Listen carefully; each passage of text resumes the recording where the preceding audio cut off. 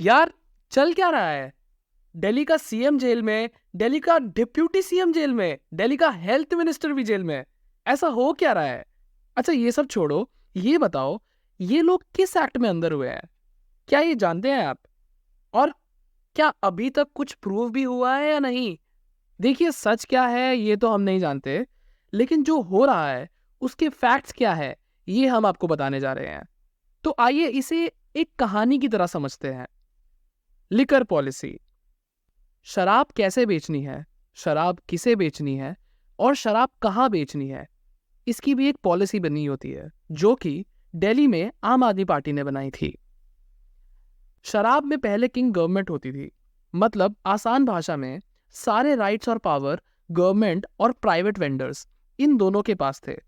तो new liquor policy में दिल्ली की सभी शराब की दुकानों को प्राइवेट कर दिया गया, जबकि इसके पहले दिल्ली में शराब की 60% दुकानें सरकारी और 40% प्राइवेट थी।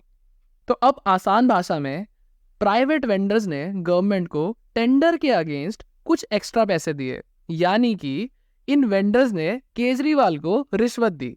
अब ऐसा हम नहीं बोल रहे, ऐसा ईडी बोल रही है। ईडी ने दावा किया था कि रिश्वत से मिले 100 करोड़ रुपए में से 45 करोड़ रुपीस 2022 के गोवा विधानसभा चुनाव में इस्तेमाल हुआ। इस तरह से आम आदमी पार्टी भी घोटाले में शामिल थी। चार्जशीट में यह भी कहा गया है कि अपराध की प्रक्रिया में आम आदमी पार्टी के कुछ नेता भी व्यक्तिगत तौर पर शामिल थे। अब ईडी की माने तो खेल में deputy CM Manish Sisodia, party leader Sanjay Singh और सीएम अरविंद केजरीवाल ये सब मिले हैं। अब जिन्हें टेंडर मिले उनमें से कुछ कोर्ट में ये बोल रहे हैं कि इसमें कैश का लेन देन हुआ है, गवर्नमेंट को कमीशन दिया टेंडर के लिए और उसी बेसिस पर ईडी ने सबको जेल में डाला हुआ है। लेकिन प्रूफ अभी तक कुछ नहीं हुआ है। एज पर आम आदमी पार्टी सबको फोर्स करके स्टेटमेंट दिलवाई जा रही है। कोई प्रूफ नहीं है, लॉ का मिसयूज करके सबको जेल में डाला जा रहा है। और एज पर बीजेपी गवाह के बयान ही काफी हैं जेल जाने के लिए और केजरीवाल के इस्तीफे के लिए। लेकिन जब प्रूफ ही नहीं है तो अरेस्ट किस बेस पे कर रहे हैं और क्यों? क्योंकि हमने तो ये सुना था इनोसेंट टिल गिल्टी। तो अब पिक्चर में आता है पीएमएलए एक्ट। ईडी ने अरविंद केजरीवाल को prevention of money laundering act 2002 के तहत गिरफ्तार किया है। पीएमएलए में जमानत मिलना बहुत ही मुश्किल है।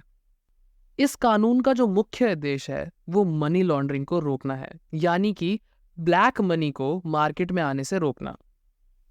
अब देखो इस कानून का एक इंटरेस्टिंग फैक्ट हम ऐसे समझते हैं कि नॉर्मली जैसे जो चोर होता है ना, चोर को पकड़ा जाता है तो उसे प्रूफ करना होता है कि वो चोर है। लेकिन इस पीएमएलए एक्ट में चोर को खुद ही ये प्रूफ करना होता है कि मैं चोर नहीं हूं। आसान भाषा में समझे तो पीएमएलए के तहत गिरफ्तार व्यक्ति को अपनी बेगुनाही साबित करनी होगी कि उनके खिलाफ लगे सभी अपराध निराधार हैं। हालांकि ये सब साबित करना बेहद मुश्किल हो सकता है।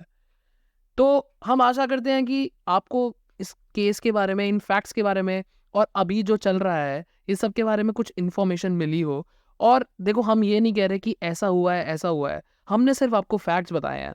अब डिसीजन लेना आपके हाथ में है। आपको क्या लगता है ये आप कमेंट सेक्शन में हमको बता सकते हैं। आपके सारे रिव्यूज़ बहुत ज़्यादा हेल्पफुल होंगे सभी के लिए। तो please do comment, do like and do share this video. And apart from that ये जो भी इंफॉर्मेशन का सोर्स है, हम इसकी जो लिंक्स हैं वो आपको डिस्क्रिप्शन में दे देंगे। तो आप उस डिस्क्रिप्शन में जाइए और उस इंफॉर्मेशन को यूज़ करके ये जानकारी और लोगों में भी फैलाइए। So thank you so much for watching. Bye bye.